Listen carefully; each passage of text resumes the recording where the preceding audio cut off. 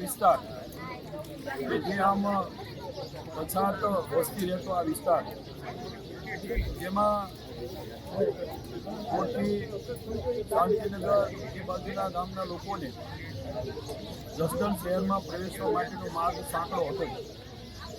એને ધ્યાનમાં રાખીને આ વિસ્તારમાંથી અહીંયા આદર નદી ઉપર બ્રિજ એ 2.30 લાખ રૂપિયા 2 કરોડ ને 30 લાખ રૂપિયામાં મંજૂર કરાવીને આજે કામ કર્યું છે.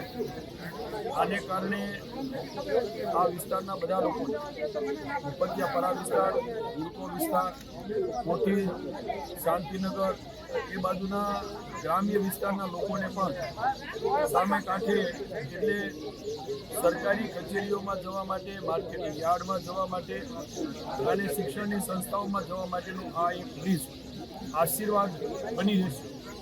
આગામી દિવસમાં 6 મહિનામાં આ બ્રિજનું કામ પૂર્ણ થાય, સારી ગુણવત્તાવાળું થાય અને લોકોને એક આશીર્વાદરૂપ આ ટૂંકો રસ્તો મળે એવા આ બ્રિજનું આજે અમે ખાતમુહૂર્ત કર્યું છે.